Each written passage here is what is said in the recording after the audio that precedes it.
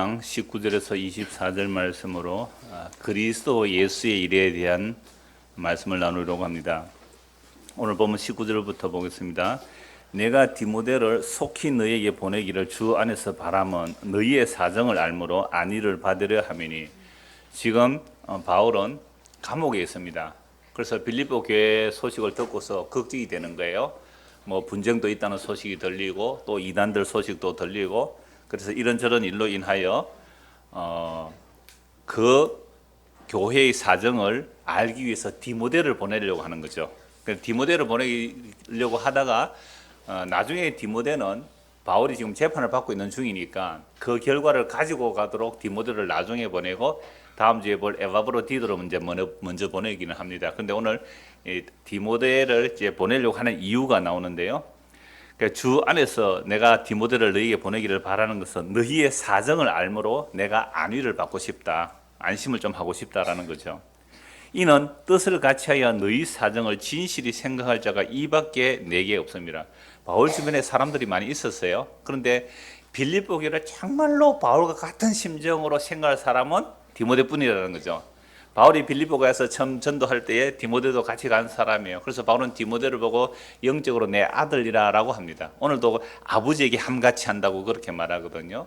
이 디모데가 얼마나 바울과 같은 마음이었으면 바울이 여러 서신을 쓸 때에 디모데와 함께 발신자로 이름을 붙여요. 그러니까 바울이 눈이 나쁘고 이러면 뭐 디모데 같은 사람이 받아 써서 편지를 보낸단 말이에요. 그렇게 같은 마음이라는 거죠. 그걸 이제 동력자라 그러고 그리스도의 군사된 자 이런 표현으로 다음 주에 좀 더 살펴보겠는데요. 오늘은 우리가 성찬식을 하기 때문에 그리스도 예수 일이 뭔지를 거기에 좀 중점으로 살펴보려고 해요. 근데 이 바울이 디모데를 이제 빌립보에 보내려고 하면서 20절에 방금 읽은 말씀처럼, 그러니까 바울과 뜻을 같이 해서 빌립보의 사정을 진실히 생각할 자가 이밖에 내게 없다. 21절 우리 같이 한번 읽겠습니다. 그들이 다 자기의 일을 구하고 그리스도 예수의 일을 구하지 아니하되. 자, 그 바울 주변에 사람들이 많이 있었지만 다 누구의 일을 구해요? 자기 일을 구한다. 이건 꼭 뭐 주의 일 안 하겠다 이런 뜻이 아니고, 그러니까 각자가 또 맡은 일이 있는데 그 일에 바쁘다 보니까 자기를 희생하면서 정말 그 빌립보 교회를 돌보러 갈 사람이 잘 없더라 이 말이죠. 사람들이 다 자기 일을 구하기에 바쁜데 이 디모데는 누구 일을 구하는 거예요? 그리스도 예수의 일을 구한단 말이죠. 그래서 디모데의 연단을 너희가 안 하니 자식이 아버지에게 함같이 나와 함께 복음을 위하여 수고하였느니라. 그러므로 내가 너희에게 이 일이 어떻게 될지를 보아서 곧 이 사람을 보내기를 바라고. 이 일이라는 말씀은 감옥에 갇혀 있으니까 재판받고 있는 거죠. 그러니까 이 결과를 알려주기를 원해서 좀 이따가 보내기로 한다라고 하면서 나도 속히 가게 될 것을 주 앞에서 확신한다고 말합니다. 그런데 여기에 이제 해석이 여러 가지인데 바울이 지금 감옥에 다 풀려서 갔을 거다, 아니다, 못 갔다 이렇게 말들이 많아요. 근데 저는 못 갔다고 봐요. 여기서 결국은 재판받고 나중에 이제 순교를 당하는데요.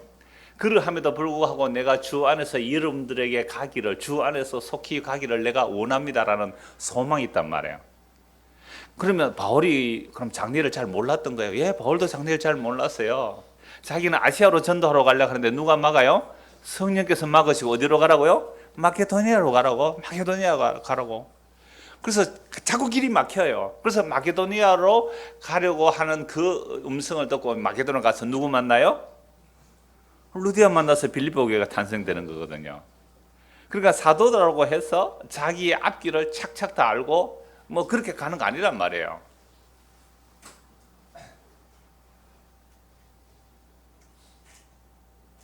그러니까 흔히 오늘날도 뭐 이렇게 신사도 운동하는 사람들은 자기는 지금 하나님의 계시를 다 받고 있다는 거죠. 그래서 갈 길을 인도해주고 당신은 이쪽으로 저쪽으로, 그런 점쟁이 같은 짓 하면 안 되는 거예요. 사도들도 자기 앞길을 잘 몰라요. 단지 믿음으로 내가 소망한다는 그런 개념이거든요. 자, 그래서 오늘 우리가 중심으로 살펴볼 내용이 21절 말씀인데요. 그들이 다 자기 일을 구하고 그리스도 예수의 일을 구하지 아니하되. 근데 디모데는 어떻다는 거예요? 가장 먼저 누구의 일을 구하는 거죠? 그리스도 예수의 일을 구하는 사람이라 이렇게 말합니다. 여러분들 바울 주변에 사람이 많아도 무언가 일을 할 때에 자기를 다 제쳐두고, 그 바울이 지금 복음을 위해서 일하잖아요. 그러니까 디모데도 복음을 위해서 일하는 거예요. 그래서 예수의 일은 복음을 위해서 수고하는 겁니다. 그래서 22절에 보면 디모데 연단을 너희가 안 하니 자식이 아버지 함같이 나와 함께 몰려 복음을 위해서 수고했다. 그럼 복음을 위해서 수고하는 일이 무슨 일이에요? 그리스도 예수의 일이에요. 그리스도 예수의 일이에요. 그런데 다른 사람을 보내려고 하니까 물론 에바브로디도도 있어서 이제 보내긴 합니다만 에바브로디도나 이 디모데 같은 사람은 바울이 뭔가를 말할 때에 그게 사적인 요구가 아니잖아요. 그럴 때는 가장 먼저 누구의 일을 하는 거예요? 그리스도 예수 일을 하는 거죠. 그게 바울의 말을 듣는 거죠. 그 복음에서 협력하는 겁니다. 이걸 가지고 그리스도 예수의 일을 구한다라고 말하죠. 여러분 그러면 그리스도 예수의 일 또는 다른 말로 하나님의 일 또는 교회의 일이라고 할 때에 우리는 뭐가 도대체 그리스도 예수의 일이죠? 하나님 일이 도대체 뭐죠? 우리는 흔히 이렇게 말합니다. 그리스도 예수의 일, 하나님 일 그러면 주님이라 그러잖아요. 그래서 주님의 일은 누가 잘 할까요? 주의 종이 잘하겠죠. 이해가 안 되신 것 같아서 다시 물을게요. 우리가 하나님의 일을 한다 또는 주의 일을 한다 할 때 누가 주의 일을 잘 알까요? 주의 종이 잘 알죠. 커뮤니케이션이 안 되는 것 같아요. 주의 종이 누구예요? 이쪽에는 다 돼요. 주의 종이 누구예요? 목사님. 그렇죠. 주의 종이 주님의 일을 잘 알 거 아니에요. 그래서 주의 종이 뭐라고 하면 여러분 어떻게 해야 돼요? 순종을.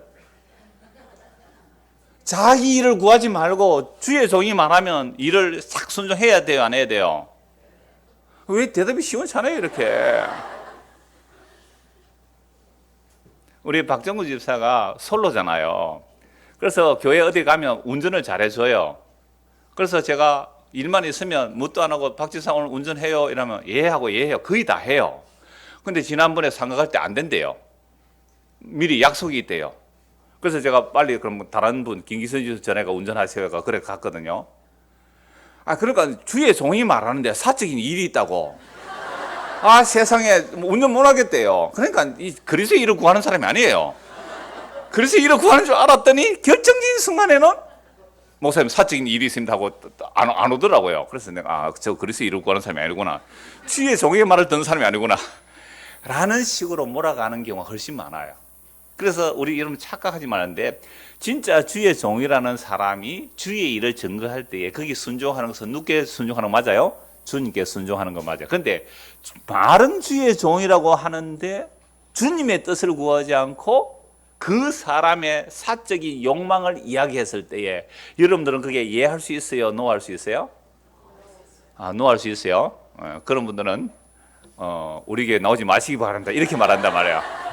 감히 주의 종의 말에 노하다니 이렇게 나오더라고요. 우리가 어려서부터 들은 이야기가 주의 종의 말을 거역하지 말라. 그런데 주의 종도 사람이니까 잘못하고 실수할 수 있다. 그럼 어떻게 하라 그래요?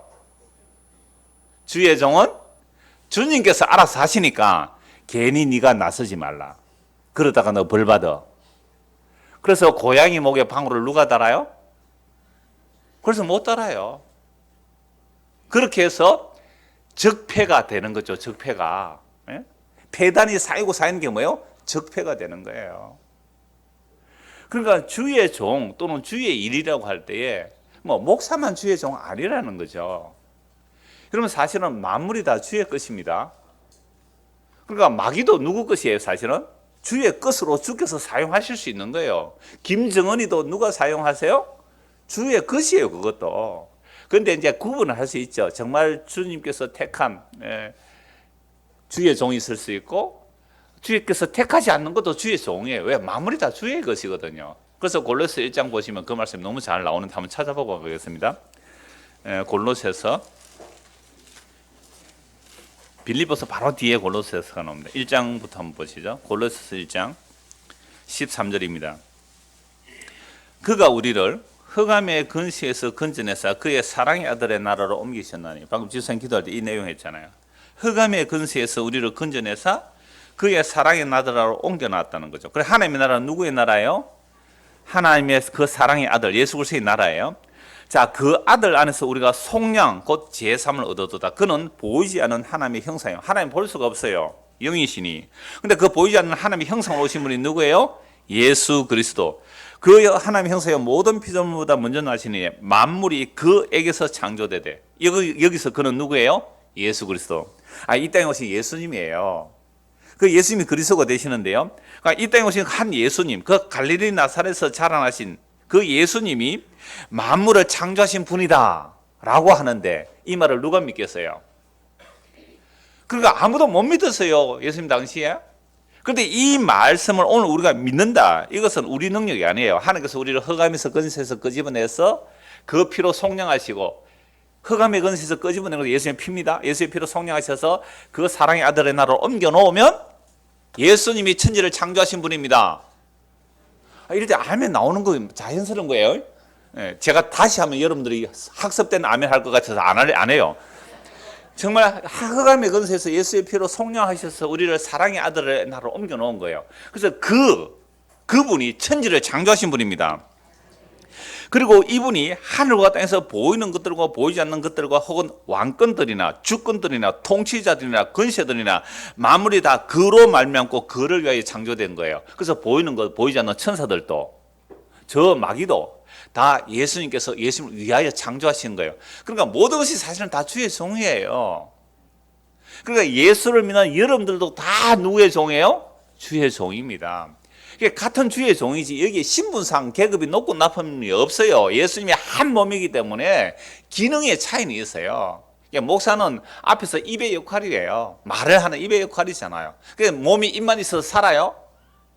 몸이 입만 있어서 사는 거 아니잖아요. 손발이 다 있어야 사는 거죠.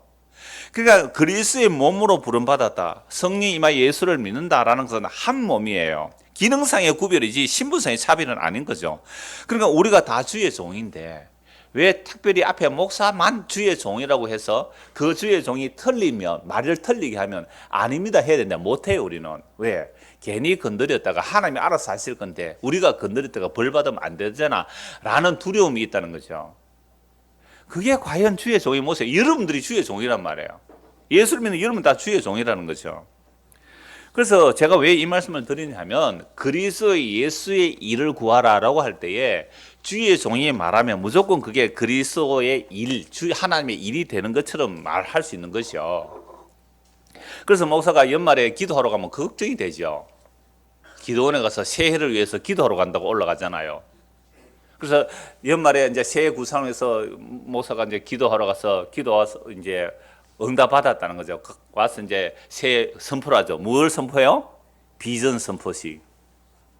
여러분 우리 예배당 좁지요? 그러니까 오늘 안내하는 권사님 그래요. 목사님 자리가 없어요. 그럼 어쩌라고요, 저보고. 자리가 없어요. 자, 이제 비전 선포합니다. 제가 기도 중에 주께서 나에게 내 마음에 소원을 두셨습니다 라고 하면서 땅 사자고 얘기할 수 있잖아요. 사실 문자가 왔어요. 저에게 창원시 기독교연합회 종교부지 대책위원회에서 12억짜리 땅이 나왔다고. 저 동면에 그 무동이라고 거기에 한 3,000평짜리 나왔어요. 평당 40만 원 하면 한 12억 좀 되겠더라고요. 제가 장로님들에게 이거 문자 보내지도 않았어요. 그러니까 이러한 일이 일어났을 때 목사가 주의 종이 결정한 겁니다. 따라오십시오라고 하면 이러면 따라갑니까? 안 따라갑니까? 제가 이래서 제가 장로님한테 문자를 안 보낸 거예요. 아무도 안 따라오는데 그 땅만 12억이에요. 건물 지려면 한 20억 들 거 아니에요? 그럼 우리 20억 내놓겠어요? 그래서 제가 아예 장로에 보내지도 않은 거예요. 그래서 갑자기 왜 얘기 나왔죠? 주의 종이란 말 때문에 나왔습니다. 그래서 여러분들이 목사가 하는 이야기가 정말 성경에 맞는, 정말 여러분도 성령의 감동을 받은 사람들이잖아요. 성령의 감동을 따라 성경에 있는 그 말씀대로 인정이 되면 아멘으로 받아들이시면 돼요. 그건 주의 종의 말을 들었을 때에 그게 그리스도의 영으로 여러분들과 함께 통하면 그건 정말 주의 말씀을 받는 거지만, 그런데 분명히 주의 말씀을 바로 전하는데도 안 받으면 그건 뭐예요? 그럼 말씀을 여러분들이 배척하는 거예요. 우리는 그동안 뭐 자라보고 놀란 가슴, 뭐 소뚜껑 보고 놀란다고 워낙 그 이상한 다른 말 듣다가 놀라고 놀란 사람이 돼서 제가 오늘 이야기하니까 갑자기 목사가 저거 왜 저래? 저거 뭐 헌금을 건축을 하란 말이가 말아야 말이야 이런 머리가 막 돌아가죠. 그런 것 자체가 우리가 주의 종이라는 개념 때문에 그래요. 그러니까 주의 종이라는 사람이 그리스도의, 이 경상도 말로 이런 거예요. 빔이 알아서 하나님의 일을 전하기, 이렇게 되는 거죠. 그런데 보세요. 베레아 사람들은 바울이 전한 복음을 듣고도 어떻게 했다고요? 집에 가서 말씀이 과연 그러한가 하고 말씀을 상고했단 말이에요. 저의 설교를 들으시고 여러분들이 정말로 그러한가 어떻게 해야 돼요? 성경에서 확인해야 돼요. 문맥을 따라 확인해 보세요. 그래서 그 복음의 선포가 맞으면 여러분 어떻게 해야 돼요? 받아들여야 돼요. 아멘 해야 돼요. 그게 그리스도의 말씀에 순종하는 거거든요.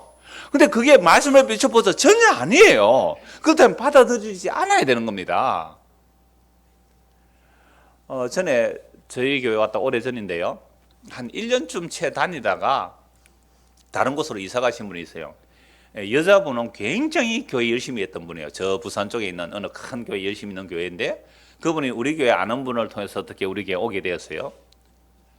자, 그래서 그분이 우리 교회 와서 이제 한 1년 채 안 됐을 거예요. 남편하고 제가 잠시 얘기를 하니까 여자는 굉장히 교회 열심, 종교에서 열심히 있는 분인데 남자는 뭐 아내 때문에 따라가는 그런 정도였어요. 그래서 제가 뭔 얘기를 하는데 이런 얘기를 했거든요. 그 당시에 제가 그분 예를 들어서 얘기를 했어요.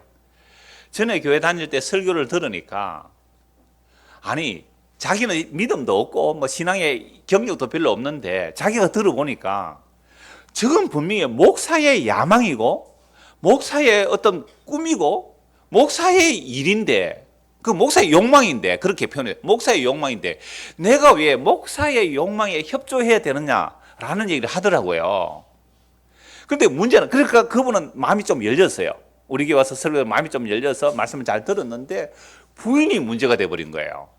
그렇게 열심히 하던 분이 우리 교회 와서 뭐 아무것도 안 시키니까 이게 내가 예수를 믿는지 안 믿는지 그리고 자기가 지금까지 열심히 해온 그 모든 것들이 부인되어지니까 얼마나 화가 난지요. 제가 여러분 다 뒤로 들립니다, 소문이. 그래서 제가 설교 듣고 가서 집에 가서 막 불안하고 마음에 갈등이라고 막 마음에 시원함이 없고 막 화가 나가지고 막 다른 목사 설교 막 듣는다 그러더라고요. 그 얘기가 저한테 들리는 거 있죠. 그러니까 집에 가서는 이렇게 말하는 거죠. 집사님 오늘 설교 어떻습니까? 예, 저는 참 은혜가 됐는데요. 그래요? 나는 가서 다른 분 설교를 막 들었습니다. 이렇게 얘기를 한 거죠. 결국 그분이 남편과 자녀들 데리고 옛날 그 교회로 다시 갔어요. 대단한 환영을 받았다는 얘기를 들었어요. 그래서 오늘 저와 여러분들이 도대체 그리스도 예수의 일이 뭔지를 알아야 돼요. 하나님 일이 뭔지를 아셔야 돼요. 예수 그리스도의 하나님 일이 뭔지를 알아야 돼요. 그래서 오늘 여러분들에게 우리가 선지자식을 앞두고 도대체가 그리스도 예수의 일이 뭔가? 그리스도 예수의 일은 누구의 일이에요? 하나님 일이죠. 하나님 일이 곧 그리스도 예수의 일이란 말이죠. 근데 이걸 우리는 종교적인 업적 또는 자기들의 종교적 열심을 하나님 일로 착각하지 말란 말이에요. 하나님의 일, 하나님의 일은 예수 그리스도께서 다 이뤄내십니다. 우리는 하나님의 일을 이뤄낼 게 1도 없어요. 하나도 못 이뤄내요. 왜냐하면 허물과 죄로 죽었기 때문에 모든 사람이 죄를 범하였으면 하나님의 영광을 이룰 수가 없어요. 우리가 뭔가를 해서 이거 하나님 영광 받으세요 할 내용이 없다는 말이에요. 왜냐하면 우리는 죄인이에요. 존재론적으로 죄인이에요. 태어날 때부터 허물과 죄로 죽은 죄인이에요. 이런 자들에게 율법의 행위를 주어서 너희들 이렇게 해서 하나님께 바치면 하나님께서 기뻐해서 여러분들의 복을 준다. 그 복을 만약 받으려고 한다면 이렇게 하면 됩니다. 모든 율법을 항상 지켜 행하면 됩니다. 하나도 빼지 말고. 그래서 모세 오경에 창세기 1장 1절부터 신명기 끝까지 모세 오경에만 613가지 하라 하지 말라는 내용이 있어요. 그래서 그 제일 처음에 나오는 하라는 계명이 뭐예요? 생육하고 번성하라. 여러분들 피임한 사람들 전부 다 복 못 받아요. 정관 수술한 사람 복 못 받아요. 왜요? 생육하고 번성하라는 하나님의 명령을 어긴 거예요. 그러니까 613가지 중에 한 개만 어겨도 우리는 복을 받아요, 저주를 받아요? 저주를 받습니다. 모든 명령을 지켜 행하지 않으면 저주를 받는 거예요. 그러니까 생육하고 번성 안 하고 있죠. 지금 뭐 아이 낳아서 결혼하면 너무 힘든다고 참 이기적인 것도 있어요. 물론 형편이 안 돼서 못 가는 사람은 예외입니다만. 그런데 갈만한데도 제가 보니까 충분히 단칸 방 얻어서 비키니 옷장 하나 살 정도 되는데, 그런데도 안 가고 자기 뭐 만족과 유익을 위해서 안 가는 거, 이거 뭐요, 생육하고 번성하라는 말씀을 어기는 거 맞죠? 그러니까 우리가 모든 율법을 항상 지켜 행하면 복을 받아요. 근데 613가지 뿐만 아니라 구약 신약 얼마나 많아요. 하라 하지 말라는 거. 근데 하나님의 명령을 지키려면 완벽하게 지켜야 돼요. 그래서 어떻게 해야 완벽합니까? 율법과 선제의 핵심이 뭐예요? 마음을 다하고 성품을 다하고 힘을 다하여 목숨을 다하여 주 너의 하나님을 사랑하고 이와 같이 내 이웃을 내 몸처럼 사랑하면 돼요. 그렇게 하면 복 받을 거예요. 근데 어떤 인간이 이런 사람이 있습니까? 여러분 다른 거 볼 거 없어요. 자기 보세요. 자기. 언제 내가 단 한 번이라도 마음을 다하고 목숨을 다하고 힘을 다하여 내 이웃을 내 몸처럼 사랑한 적이 있느냐고요. 가족도 그렇게 사랑하는데, 그렇게 사랑합니다, 나와 결혼해 주세요 해서 결혼해 놓고도 그렇게 안 하는 인생들인데, 그러니까 하나님의 말씀대로 하면 우리는 전부 다 복을 받아요, 저주를 받아요? 저주를 받아요. 그러니까 하나님 일이 뭐예요? 도대체 하나님 일이 뭐예요? 요한복음 6장을 보겠습니다. 오늘 요한복음 6장을 중심으로 말씀을 보고자 합니다. 하나님의 일이 뭔지를요. 요한복음 6장 26절입니다.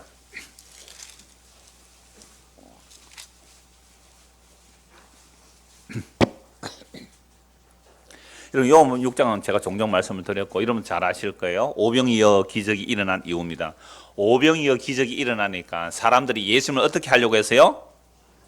억지로 붙들어서 임금을 삼으려고 해요. 그래서 15절 보십시오. 요한복음 6장 15절. 그러므로 예수께서 그들이 와서 자기를 억지로 붙들어 임금으로 삼으려는 줄 아시고 다시 혼자 산으로 떠나가시니라.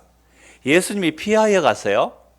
오병이어 기적이 일어나니까 사람들이 야, 예수를 우리의 메시아로 삼으면 이제 경제 문제 해결됐다, 밥 문제 해결됐다, 먹고 사는 거 해결됐다 해서 예수를 임금 삼으려 예수님 도망가셨어요. 산으로 피해 가셨어요. 그리고 제자들 보고는 빨리 배를 타고 저 가버나움으로 건너가라 그랬어요.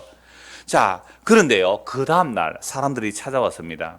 22절, 이튿날 바다 건너편에 서 있던 무리가 배 한 척 외에 다른 배가 거기 없는 것과 또 어제 예수께서 제자들과 함께 그 배에 오르지 아니하시고 제자들만 가는 것을 보았더니, 그러나 디베라에서 배들이 주께서 축사하신 후 여럿이 떡 먹던 그곳에 가까이 왔더라.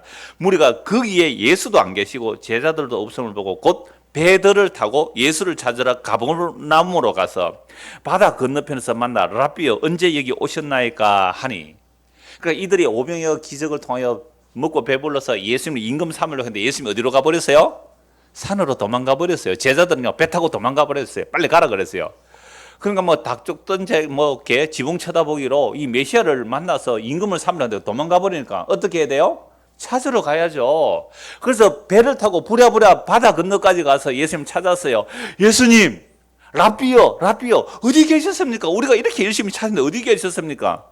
여러분, 그러면 어떻게 해야 돼요? 여러분들은 이야, 바다 건너까지 이렇게 찾아오셨군요. 예?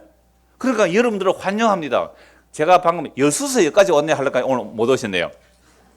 여수서역까지 왔네요 라고 하려고 하는 거 안 보였어요. 그러니까 얼마나 환영해야 됩니까? 그렇게 열심히 찾아왔는데. 근데 예수님 대답을 보십시오. 26절. 예수께서 대답하여 이르시되 내가 진실로 진실로 너희에게 이르노니 너희가 나를 찾는 것은 표적을 본 까닭이 아니요 떡을 먹고 배부른 까닭이라. 그리고 요한복음에서 표적은 십자가의 표적이에요. 그러니까 갈릴리 가나의 그 표적도 십자가의 표적이에요. 그러니까 모든 요한복음의 표적이라는 것은 십자가의 표적이에요. 근데 너희들이 나를 따라온 것은 십자가를 바라보고 온 것이 아니고 뭘 보고 왔다고요? 먹고 배불러서 왔다. 썩을 양식을 위하여 일하지 말고 영생하도록 있는 양식을 위하여 하라. 이 양식은, 영생하도록 있는 양식은 인자가 너에게 주리니. 그러니까 영생하는 양식은 누가 주는 거예요? 예수님께서 주신다는 거죠. 인자는 아버지 하나님께서 인치신 자니라. 자, 유대인들은요, 썩을 양식 위하여 일하지 말고 영생하도록 있는 양식 위해서 일하라. 이 말을 딱 듣는 순간 무슨 일로 딱 알아들어요? 하나님 일로 알아요. 하나님의 일. 제가 왜 앞에 주의 종 한 이야기인지 아시겠죠? 여러분, 목사가 주의 종이다. 그러면 목사는 반드시 누구 일을 이야기할까요? 하나님 일을 구할 거 아니에요. 그 하나님 일은 썩는 거예요? 썩지 않는 거예요? 썩지 않는. 그러니까 유대인들은 하나님의 일을 해라 라고 하면 딱 뭘 알아들어요? 썩지 않는 일은 누구의 일이다? 하나님이다. 그러니까 유대인들 딱 알아채고 예수님께서 섞지 않는 양식은 인자, 즉 예수님이 내가 너에게 준다라고 하는데 이들이 못 알아들어요. 예수님이 어떻게 섞지 않는 양식을 준다, 이걸 못 알아듣고 섞지 아니한 양식, 그게 바로 하나님의 일이거든요. 하나님의 일이 뭡니까? 라고 딱 물은 거예요. 그래서 교회 오면 이러면 하나님의 일 하잖아요. 그죠? 하나님의 일 얘기를 해요. 근데 하나님의 일이 뭐예요? 하나님의 일이. 섞지 아니할 하나님의 일이 뭐냐고 딱 물었을 때에 예수님이 대답하죠. 28절. 그들이 묻되 우리가 어떻게 하여야 하나님의 일을 하오리까? 그럼 하나님의 일은 무슨 양식이에요? 섞지 않고 영생하도록 있는 양식. 근데 지금 수많은 사람들이 예수님을 따라온 것은 섞는 양식 얻으러 왔어요? 섞지 않는 양식 얻으러 왔어요? 섞는 양식 얻으러 왔죠. 그럼 오늘 여러분들은 여기 왜 왔어요? 섞는 양식 얻으러 왔어요? 섞지 않는 양식 얻으러 왔어요? 예, 만약에 섞는 양식 얻으러 왔다면 여기 오시면 잘못 온 거예요. 번지수가 틀렸어요.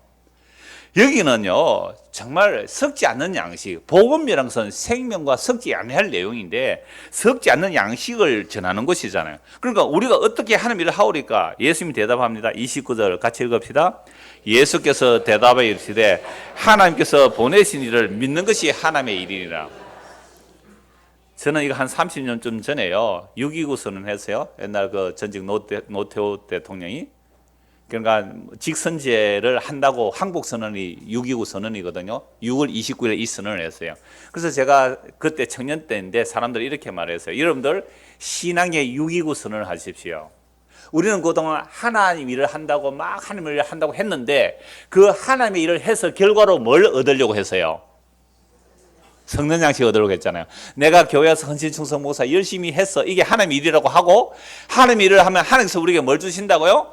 세상에 복을 준다. 그거 섞는 양식이라면 여러분들이 하나님의 일을 구한 그것이 뒤집어져야 된다는 거죠. 진짜 하나님의 일을 구한다면, 정말 하나님의 일을 원하신다면 예수님이 하신 하나님의 말씀이 뭐예요? 6.29 선언이 일어나야 되는 거예요. 체육관 대통령에서 국민들이 직접 뽑는 직접 선거를 하게 된 그 부마 항쟁 얼마나 데모 많이 했어요 그때. 직선제 하라고. 그래서 뒤집어진 것이 직선제였거든요. 그러니까 우리의 신앙에 있어서 여러분, 이게 하나님의 일입니다, 이게 거룩한 주의 일입니다, 그 말이 진짜 하나님의 일인지 섞는 것인지 분별하라고 제가 6.29 선언을 하세요, 신앙의 6.29 선언을 하세요 30년 전에 안 태어났죠. 그러니까 지금 여러분들이 이 얘기를 들으면 6.29 선언이 뭐예요? 이럴 거예요. 신앙의 6.29 선언이에요. 하나님의 일은 뭐예요? 하나님께서 보내신 자 예수 그리스도를 믿는 것이 하나님의 일입니다. 그러면 예수님을 믿는 게 뭔데요? 하나님의 일이란, 하나님께서 보내신 자 예수 그리스도를 믿는 것이 하나님의 일인데 예수님을 믿는 게 뭐예요? 라고 물으면 또 대답이 잘 안 나오잖아요. 그래서 이 말씀을 제가 수십 번 말씀드렸지만 또 말씀을 드려야 되는 거예요. 하나님의 일은 하나님의 보내신 자 예수를 믿는 건데 예수님을 믿는다는 말이 뭡니까? 라고 하면 또 대답이 없어요. 교회 다니는 거지요, 전도하는 거지요, 헌금하는 거지요, 예배당 짓는 거지요. 그런데 진짜 하나님의 일, 세상이 불타 없어질지라도 사라지지 아니할 영원한 하나님의 일은 예수님 믿는 거거든요. 그럼 예수를 믿는다는 말은 예수님께서 하나님의 모든 일을 십자가로 다 이루셨습니다. 하나님의 모든 약속은 예수님께서 다 이루어내십니다. 이게 하나님의 모든 약속은 예수 그리스도에서 예가 되나니 우리가 아멘하여 하나님께 영광을 돌리는 겁니다. 이게 하나님을 믿는 거예요. 그러면 하나님의 일은 예수를 믿는 게 하나님의 일인데 그 하나님의 일의 가장 구체적인 내용이 뭔가 이제 쭉 읽으면 이해가 되실 거예요. 아, 요한복음 6장이 이런 말씀이 있구나. 제가 쭉 읽어 나가겠습니다. 30절 보십시오. 그들이 묻되 그러면 우리가 보고 당신을 믿도록 행하시는 표적이 무엇입니까? 딱 묻는 거죠. 여러분 섞는 양식 위해서 일하지 말고 섞지 않는 양식 위해서 일하라고 하니까 이들은 알아채고 하나님의 일이 뭡니까? 라고 물으니까 예수님이 뭐라고 대답했어요? 하나님의 일은 하나님께서 보내신 예수를 믿는 것이 하나님의 일이라 그랬습니다. 그러니까 이들이 또 묻죠. 당신이 하나님이 하나님이 보내셨다는 그 표적이 뭡니까? 그 표적 보여주십시오 라고 하는 거예요. 그들이 묻되 그럼 우리가 보고 당신을 믿도록 향하시는 표적이 무엇이니까 하시는 일이 뭡니까? 기록된 바 이 질문하는 자들이 하늘에서 그들에게 떡을 주고 먹게 함과 같이 우리 조상들은 광야에서 만나를 먹었습니다. 만나 먹었는데 오병의 기적 보니까 깜짝 놀랐잖아요. 광야에서 막 보리떡 5개 물고기 보리떡 다 물고기 2마리로 5,000명이 먹고 남았거든. 12광교리 남았어요. 그러니까 기적이 일어난 거죠. 야, 이거 만나 사건의 재현, 현대판 아닌가? 그럼 예수가 정말 우리의 메시가 아닐까라고 따라왔단 말이에요. 그러면서 딱 질문하는 것이 모세 때에 광야에서 만나를 먹었는데 우리 광야에서 오병의 기적이 일어났잖아요. 그러니까 우리에게 무슨 표적을 보여주겠습니까? 라고 말하는 거죠. 그때 예수님 대답합니다. 32절. 예수께서 이르시되 내가 진실로 진실로 너희에게 이르노니 모세가 너희에게 하늘로부터 떡을 준 것이 아니라 내 아버지께서 너희에게 하늘로부터 참 떡을 주시나니 하나님의 떡은 하늘에서 내려 세상에 생명을 주는 이것이라. 그들이 이르되 주여 이 떡을 항상 우리에게 주십시오. 예수께서 이르시되 나는 생명의 떡이니 내게 오는 자는 결코 줄이지 아니할 터요 나를 믿는 자는 영원히 목마르지 아니하리라. 이 말씀 알아들어요? 못 알아들어요? 못 알아들어요. 야, 그 떡 주세요. 진짜 좋겠네요. 만나보다 더 좋겠네요. 오병이어보다 더 좋겠네요. 그 떡 주세요 하니까 예수님이 내가 그 떡이다. 못 알아들어요. 그러나 내가 너희에게 이르기를 너희는 나를 보고도 믿지 않는다. 그러면 예수님의 살과 피를 먹고 마신다는 것은 예수님의 살과 피를 먹고 마신다는 건 예수님을 믿는 거지요. 36절에 너희가 나를 보고도 믿지 아니하노다 하였느니라. 아버지께서 내게 주시는 자는 다 내게로 올 것이요 내게 오는 자는 내가 결코 내쫓지 아니하라. 그러니까 아무도 못 믿어요, 예수님이 이 말씀을. 그런데 아버지께서 예수님께 보내주는 자는 와요. 그들은 예수님께서 쫓지 않는다는 거죠. 내가 하늘에서 내려온 것은 내 뜻을 행하려 함이 아니요 나를 보내시의 뜻을 행하려 함이니라. 나를 보내시의 뜻은 내게 주신 자 중에 내가 하나도 잃어버리지 아니하고 마지막 날에 다시 살리는 이것이니라. 40절 같이 읽읍시다. 내 아버지의 뜻은 아들을 보고 믿는 자마다 영생을 얻는 이것이니 마지막 날에 내가 이를 다시 살리리라 하시니라. 여러분, 예수님을 보고 믿는 것이 뭐라 그랬어요? 하나님의 일이죠. 예수님 믿는 게 하나님. 그러면 예수님께서 뭘 하신 거예요? 예수님께서 살을 찢어주시고 피를 흘려주시는 그 십자가로 인하여 우리에게 영원한 생명을 주시는 분입니다. 예수님이 십자가로 자신의 살과 피를 찢어주시고 피를 마시게 하셔서 우리를 하고 영원한 생명을 주십니다. 그런데 어떻게 우리가 예수님의 살을 먹고 피를 마셔요? 예수님이 하신 일을 믿는 겁니다. 세례 받으시는 분 오늘 성찬식에 참여할 거예요. 아, 예수님이 나를 살 찢어주시고 피를 흘려주신 것을 뭐요? 눈으로 보는 설교를 하는 거예요. 그래서 지난주에 제가 말씀드렸잖아요. 우리 교회 9살짜리 초등학생이 패션 오브 크라이스트 영화를 보면서 엄마에게 물었대요. 엄마, 예수님이 왜 나의 하나님 나의 나를 버리시나이까 엘리 엘리 라마 사박다니 하는데 하나님이 왜 안 구원해주고 버리셨느냐고 질문하더래요. 그럼 9살짜리가 질문해요? 제가 신방 가서 그 아이 손잡고 한참 설명을 했어요. 그러면서 오늘 성찬식 참여해서 이거 설명해 주라고 그랬는데요. 그래서 제가 뭐라고 했냐면 그때 감자탕 먹고 왔거든요. 감자탕에는 돼지고기가 들어갑니다. 그러니까 너가 지금 돼지고기 먹었지? 예. 근데 그 돼지고기 그 살이 어디에 가 있지? 네 몸 안에 들어가 있어. 네 몸이 돼. 예수님의 살과 피를 먹고 마신다는 개념을 그렇게 설명을 했어요. 그럼 예수를 먹고 마시면 그 예수를 먹고 마신 것이 우리의 뭐가 돼요? 살과 피가 되는 거예요. 오늘 이 빵과 포도주를 마시면 뭐가 되죠? 우리의 몸에 살과 피가 되겠죠. 그죠? 이런 식으로 설명을 했어요. 그러니까 진짜 예수의 살과 피를 뜯어먹고 마시는 것이 아니라 예수님께서 십자가로 하나님의 약속을 다 이루신 그 일을 믿는 것이 뭐예요? 하나님의 일입니다. 그러니까 오늘 성찬식 참여하시는 분들 왜 세례받은 자에게 성찬에 참여하라 그러냐면 처음 2000년 전에 예수 믿으면 바로 세례 주었어요. 바로 예수 믿어. 왜? 예수 믿는다고 하면 핍박받고 죽으니까. 내가 마음으로 믿고 입으로 시인하면 핍박받으니까. 그때 예수 믿는다 바로 세례 주었어요. 근데 요즘은 그런 핍박이 없어서 한 6개월 지켜봐야 돼요. 한 1년 좀 지켜봐야 돼요. 진짜 예수 믿는지 안 믿는지. 그래서 예수를 믿으면 세례를 그 성찬에 참여하는 거예요. 군에서 세례 받은 사람도 정말 마음으로 예수님을 믿어지시다. 오늘 이 말씀이 아멘 되시면 세례 성찬 참여해도 돼요. 어떤 사람처럼 나 그때 시켜서 세례 받았고 내 의지로 안 했다 해서 다시 세례 받은 분도 있습니다. 그걸 재세례파라 그래요. 자, 그래서 이 생명의 떡을 먹고 마시는 이게 뭐예요? 하나님의 일이에요. 자, 41절. 자기가 하늘에서 내려온 떡이라 하심으로 유대인들이 예수에 대하여 수군거리 이르되 이는 요셉의 아들 예수가 아니냐. 그 부모를 우리가 아는데 자기가 지금 어찌하여 하늘에서 내려왔다 하느냐. 예수께서 대답해 이르시되 너희는 서로 수군거리지 말라. 나를 보내신 아버지께서 이끌지 아니하시면 아무도 내게 올 수 없으니 오는 그를 내가 마지막 날에 다시 살리리라. 오늘 저와 여러분들이 이 예수의 살과 피를 먹고 마시러 이곳에 모인 것은 누가 이끌어야 와요? 하나님 아버지 이끌어야 와요. 이 말도 안 되는 이야기죠. 예수 믿는 사람들 이게 말도 안 되는 얘기예요. 어떻게 예수 지 살과 피를 우리에게 주지? 그게 어떻게 이런 생명 양식이 안 믿어요. 아버지께서 보내주나만 믿어요. 그래서 45절 선지자의 글에 그들이 다 하나님의 가르치심을 받으리라 기록되었은즉 아버지께 듣고 배운 사람마다 내게로 오느니라. 이는 아버지를 본 자가 있다는 것이 아니니라. 오직 하나님에게서 온 자만 아버지를 보았네. 예수님은 아버지를 본 거예요.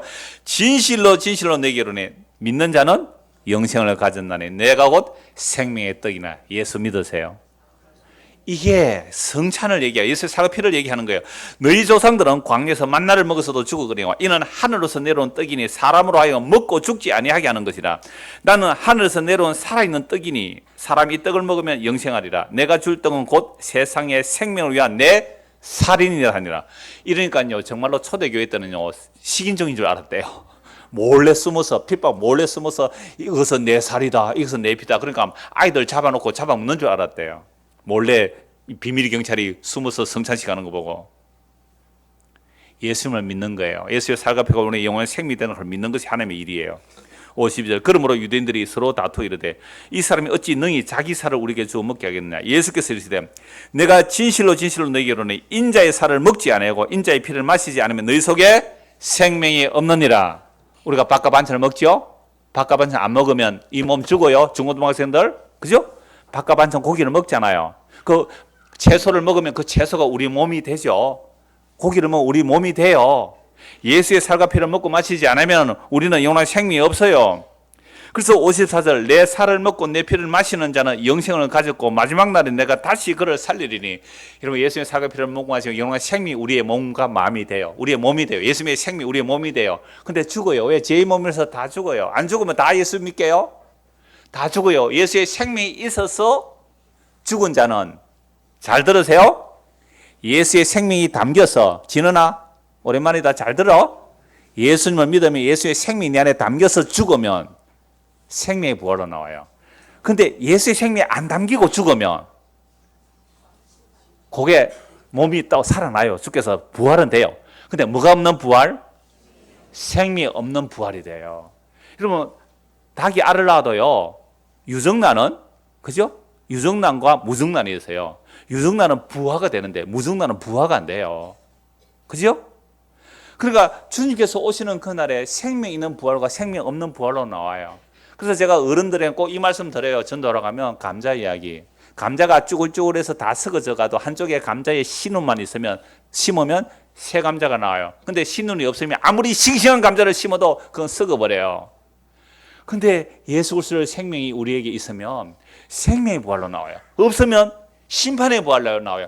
예수의 생명이 없는, 예수의 사랑이 없는, 예수님의 긍휼과 자비와 그 기쁨과 그 은혜가 없이 영원히 사는 거, 그거 지옥이에요. 그리고 이 땅에 사는 것도 지옥인데, 예수님의 생명 없이 사는 게 지옥인데 영원히 생명 없이 살아보세요. 여러분 얼마나 끔찍해요. 용서, 긍휼, 자비, 사랑, 섬김, 나보다 남을 낫게 여김. 이 놀라운 풍성함이 가득한 것이 하나님의 나라거든요. 그러면 오늘 우리가 예수의 살과 피를 먹고 마시는 것은 그리스도의 몸에 참여하는 자로서의 사귐이 있는 거죠. 그래서 이 유대인들이 이런 말을 전혀 못 알아들어요. 55절 요한복음 6장 55절 내 살은 참된 양식이고 내 피는 참된 음료로다. 내 살을 먹고 내 피를 마시는 자는 내 안에 거하고 나도 그의 안에 거하나니 살아계신 아버지께서 나를 보내시며 내가 아버지로 말미암아 사는 것 같이 나를 먹는 그 사람도 나로 말미암아 살리라. 이것은 하늘에서 내려온 떡이니 조상들이 먹고 죽은 그것과 같이 아니하여 이 떡을 먹는 자는 영원히 살리라. 만나 먹고 죽었어요. 모세가 준 만나 먹고 다 죽었어요. 율법으로 살 수가 없어요. 예수의 살과 피, 십자가로 하나님의 율법을 다 완성하시고 율법을 저주를 대신 짊어지시고 살과 피를 찢어주신 예수 그리스도를 믿음으로 영원한 생명을 얻는 겁니다. 이 말씀은 예수께서 가버나움 해당에서 가르치려 하셨느니라. 제자 중 여럿이 듣고 말하되 이 말씀은 어렵도다. 누가 들을 수 있느냐 한데 예수께서 스스로 제자들이 이 말씀에 대하여 수군거리는 줄 아시고 이르시되 이 말이 너에게 걸림이 되느냐? 그러면 너희는 인자가 이전에 있던 곳으로 올라가는 것을 본다면 어떻게 하겠느냐? 살리는 것은 영이니 육은 무익하니라. 내가 너희에게 이런 말은 영이요 생명이라. 여러분, 우리가 하나님 일을 한다고 열심히 했는데 그걸 하나님의 영으로 했어요? 내 혈과 육으로 했어요? 혈과 육으로 했기 때문에 공로다툼이 일어나는 거예요. 시기 질투가 일어나는 거예요. 상급 차등 얘기가 나는 거예요.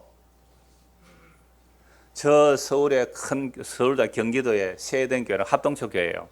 그 세eden 교회 목사가 어제 설교하는 것을 금요 성령 하는 거 내가 설교 좀 한번 들어봤어요. 자기는 늘 상상을 했대요. 천국에서 상 받는 상, 천국에서 상 받는 거. 그런데 자기는 가서 개털 모자 쓰고 집사가 황금 면류관 쓰면 얼마나 속이 상하겠나. 그래서 죽을 똥 살 똥 열심히 하나님 일을 했다는 거예요. 여러분, 혈과 육은요 하나님 나라를 받지 못해요. 혈과 육은 하나님 일을 했다고요? 하나님 나라를 어떻게 받아요? 혈과 육인데요. 살리는 것은 영입니다. 육은 무익해요. 내가 너에게 이런 말은 영이요 생명이라 그랬어요. 그래, 예수님의 지금 이 선포되는 말씀, 이 말씀을 오늘 처음 온 사람이라도 이 말씀을 듣고 믿게 된다면 뭘 얻어요? 생명을 얻어요. 생명을 얻어요. 그러나 너희 중에 믿지 아니하는 자들이 있느니라 하시니 이는 예수께서 믿지 않은 자들이 누구이며 자기라 팔자가 누구인지 처음부터 아심이라.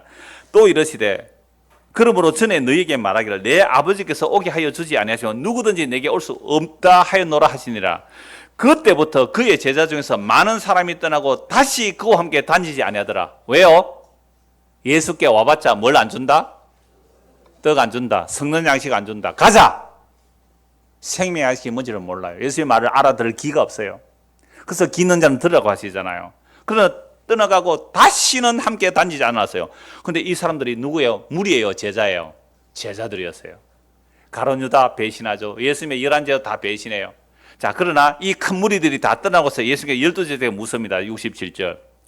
예수께서 12제자에 이르시되 너희도 갈래? 시몬 베드로가 대답해 주여 영생의 말씀이 주께 위해서는 우리가 누구에게로 가오리까? 이래놓고는 어디서 또 도망가요? 십자가에서 또 도망가요. 베드로도. 그러니까 우리가 하나님 일을 할 수 있어요? 없어요? 죽는 데까지 따라가겠다고 해놓고 하나님 일을 못해요. 예수를 믿는 게 하나님의 일이에요. 십자가에서 저주받아 죽는 그 예수 보고 내가 예수님의 제자예요. 내가 예수님의 제자예요. 저분이 우리의 메시아예요. 라고 그 말 했다면 베드로는요 십자가 없어도 구원받을 수 있어요. 그 말 했다면 베드로는 십자가 없이 구원받을 수 있어요. 베드로 부인해야죠. 3번이나 저주맹세에 부인해야 돼요. 그러니까 하나님 일은 누가 해요? 예수 그리스도께서 하셔요. 하나님 일을 베드로가 못해요. 죽는 데까지 따라가겠다 해놓고 십자가 앞에서는 저주맹세 3번이나 부인하면서 도망갔어요. 누가 하나님 일을 해요? 예수님께서 베드로 보고 그래요. 내가 주를 위해서 죽겠나이다. 사탄아 물러가라. 너는 하나님의 일을 생각 안 하고 사람 일을 생각한다. 하나님의 일은 뭐예요? 예수님 십자가 죽는 거예요. 그것이 하나님의 일의 완성이고 하나님의 일을 십자가로 완성해서 자기 백성의 성령을 보내서 그 구원을 얻는 일은 하나님의 일은 예수님이 하시는 일이에요. 그래서 예수의 일, 예수 그리스도의 일은 예수님이 하셔요. 그러니까 우리가 하나님의 일은 뭐예요? 그 예수님이 하신 일을 믿는 거예요. 이걸 믿고 이 복음을 전한 것이 이게 하나님의 일이에요. 시몬 베드로가 주여 영생의 말씀이 주께 있어는 우리가 어디로 가리까 해놓고는 십자가에 다 도망가요. 그래서 하나님의 일은 사람이 거들어들 수가 없어요. 예수 홀로 십자가에서 다 이루어야 돼요. 하나님의 약속을 다 이루어야 돼요. 그리고 그 살과 피를 찢어주셔야 돼요. 그게 우리에게 영원한 생명이 주어지는 겁니다. 그게 말씀이에요. 말씀. 그 말씀을 믿는 거예요. 69절. 우리가 주는 하나님의 거룩하신 자인 줄 믿고 알아삼나이다. 예수께서 대답하시되 내가 너희 12를 택하지 아니하였느냐. 그러나 너희 중에 한 사람은 마귀니라 하시니 이 말씀은 가롯 시몬의 아들 유다를 가리키심이라. 그는 12 중에 하나로 예수를 팔자라. 가롯 유다만 배신한 게 아니죠. 쟤들 다 도망갔어요. 그러므로 십자에서 홀로 다 이루시고 그 생명을 우리에게 주시는 것, 이게 하나님의 일입니다. 그러면 이 하나님의 일은 누가 이루셨어요? 예수님께서. 우리가 한 일은요 저주하고 맹세하고 부인하고 도망간 겁니다. 그런데 예수님께서 부활하셔서 어떻게 해요? 도망간 그들을 끝까지 찾아오셔서 네가 날 사랑하느냐고 물으시고 성령을 보내주시다고 약속하신 대로 성령이 임했습니다. 성령이 임하게 되니까 그제서야 비로소 예수님의 십자가가 하나님의 약속을 다 이루신 것을 알고 그 복음을 전파하는 것, 이게 그리스도 예수의 일이며 이게 하나님의 일이었어요. 그러니까 이 복음을 선포하고 믿는 것이 하나님의 일이란 말이에요. 그 설교를 오늘 우리는요, 눈으로 보는 거예요. 눈으로 보는 설교를 하는 겁니다. 그래서 누가복음 2장에 보면요, 예수님 태어나실 때에 그 목동들에게, 베들레헴 근처에 있는 목동들에게 천사들이 나타나요. 천사들이 나타나서 그 목동들에게 계시를 줘요. 어떤 계시를 줍니까? 오늘날 다윗의 동네에 너희를 위하여 구주가 나셨으니, 너희를 위해 구주가 나셨으니, 그 표적은 강보의 사이에 어디에 놓여 있다고요? 구유에 놓여 있다고요. 여러분, 예수님이 왜 구유에 오세요? 구유는 짐승들의 먹이통이에요. 왜 구유에 오세요? 짐승 같은 우리의 먹이가 되기 위해서 오신 거예요. 이게 사인이라니까요. 아니, 아기가 태어났는데 이게 메시아인지 아닌지 어떻게 알아요? 목동들이? 베들레헴에 가서 찾아가 보니까 누가 있어요? 보자기 사 있는데 어디에 눕혀 있어요? 짐승의 먹이통 구유에 놓여 있어요. 구유에. 이게 표적이다. 이게 사인이다. 그래서 시편 49편에 보면요, 사람이 종기에 처하나 깨닫지 못하면 멸망하는 짐승 같다 그랬거든요. 그럼 깨닫지 못하는 게 뭐예요? 썩는 양식만 구하지 썩지 아니할 양식을 구하지 못하는 자들. 여러분, 이 땅에서 누가 성공했다 복받았다 해요? 썩는 양식 많은 사람을 말해요? 썩지 아니할 양식이 있는 사람 말해요? 썩는 양식 많은 사람을 성공했다 복받았다 그래요? 아니요. 그거 저주받은 거예요. 생명 없으면 그거 저주받은 거예요. 세상에 아무것도 없을지라도 진짜 생명신 예수를 믿는 자는 이게 진짜 복받은 거거든요. 그런데 세상은 이걸 깨달아요? 못 깨달아요? 못 깨달아요. 그래서 세상은 무슨 나라예요? 짐승의 나라예요. 그래서 요한계시록에 국가를 뭐라 그래요? 짐승이라 그래요. 이게요, 진보든 보수든 전부 짐승의 나라입니다. 제 설교가 좀 진보적인 성향이 있었는지 사람들이 자꾸 문자가 와요. 목사님, 진보와 보수를 균형 있게 말씀해 주십시오. 저는 균형 있게 말할 것도 없어요. 제가 종종 말씀드려요. 진보든 보수든 이 땅의 정치라는 것은, 국가라는 것은 짐승입니다. 왜 짐승 얘기에 흥분하세요? 그 짐승의 나라가 망할 거예요. 무슨 가치를 추구하세요? 여러분, 진보주의예요? 보수주의예요? 다 망하는 짐승의 나라예요. 보세요, 성경은. 그게 생명도 아닌 썩어질 것을 추구하는 것이에요. 짐승이에요. 종기에 처한다고 하지만 깨닫지 못하는 자는 멸망하는 짐승 같도다. 그런 짐승이 구유에 태어난 아기 예수, 십자가에 죽은 예수, 그분 앞에 무릎을 꿇어요? 경배를 드려요? 짐승은 못 깨달아요. 그래서 하나님께서 창세전에 그리스도의 택한 자들을 예수에게로 끌어주시면, 이끌어주시면 그 십자가에 못 박히신 예수가 주와 그리스도가 됨을 믿게 됩니다. 이것이 하나님의 일입니다. 예수를 믿는 것이 하나님의 일입니다. 예수께서 십자가로 하나님의 약속을 다 이뤘다 하시고 그 성령을 부어주시니 비로소 하나님의 일은 그리스도 예수 십자가로 다 이루신 그분이 하나님의 일을 이루신 분을 알게 되고 믿게 되는 겁니다. 이게 하나님의 일입니다. 이 하나님의 일이 우리 안에 충만해지는 성찬식이 되기를 소원합니다. 기도하겠습니다. 하나님 아버지, 우리는 평생토록 썩는 양식 위에서 달려왔습니다. 교회 나온 것도 썩는 양식 더 보태달라고 전능한 하나님께 빌었습니다. 이게 욕망이며 이게 자기 배를 섬기는 십자가의 원수되는 것을 알게 하시고 예수의 살과 피만이 우리의 영원한 생명의 양식임을 알고 믿고 받을 수 있도록 은혜를 베풀어 주시니 감사합니다. 성찬식을 통하여 주의 살과 피를 눈으로 보듯이 마음으로 새겨지게 하여 주옵소서.